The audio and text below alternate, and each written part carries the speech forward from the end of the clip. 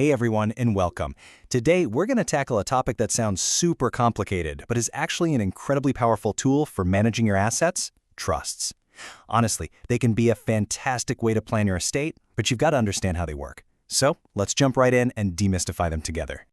So, let's kick things off with the one big question that's probably on your mind. You've worked your entire life to build something, right? And you want to make sure it goes to the people you love, not to the tax man. So how in the world do you protect your legacy from inheritance tax? And the answer? Well, for a lot of people, it's a trust. Trusts are basically a way to move your assets outside of your personal estate, while still keeping some say over how they're used. They can seriously reduce, or sometimes even get rid of, your inheritance tax bill. But, and this is a big but, they're not a simple magic wand. They come with their own rulebook and, yeah, some potential downsides.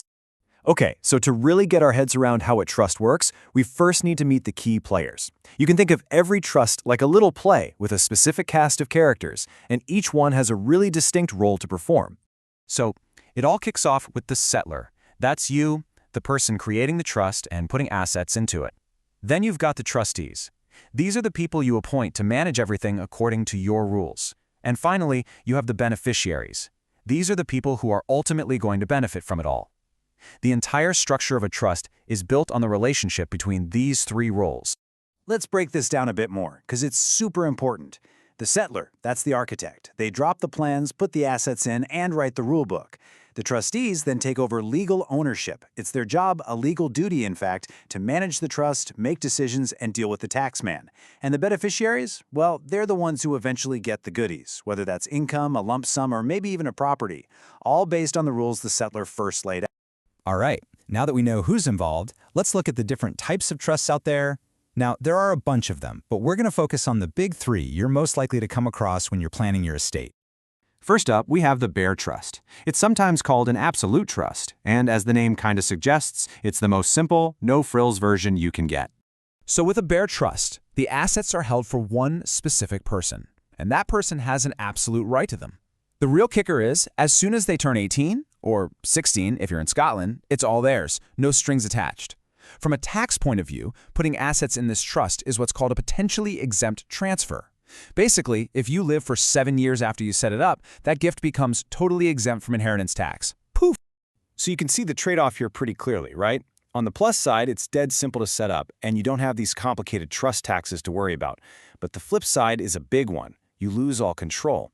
Handing over a large chunk of money to an 18-year-old, well, that might not be the best idea. And once you name that beneficiary, that's it. You can't change your mind. Okay, now let's move on to something a bit more sophisticated. This is the discretionary trust.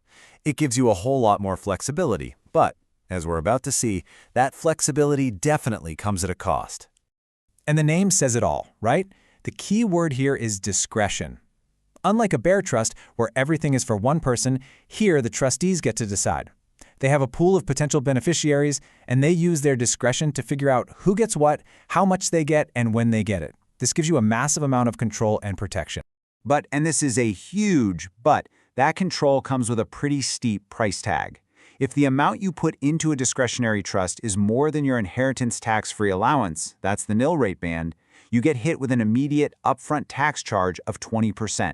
Ouch. That's a big chunk of change right out of the gate. And it doesn't just stop there. Oh no, the tax man keeps coming back.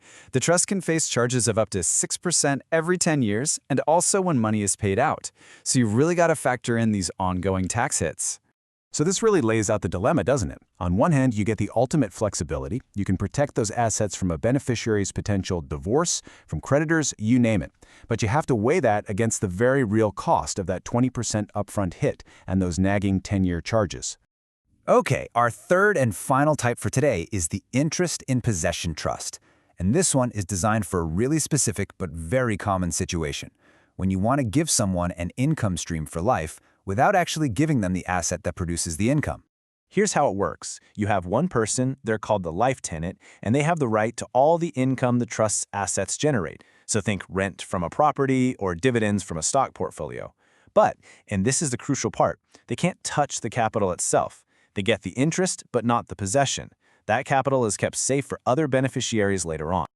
You can immediately see how useful this is, especially in blended families. It's a perfect way to make sure your surviving spouse has an income to live on, while guaranteeing that the family home or the main assets are preserved for your children.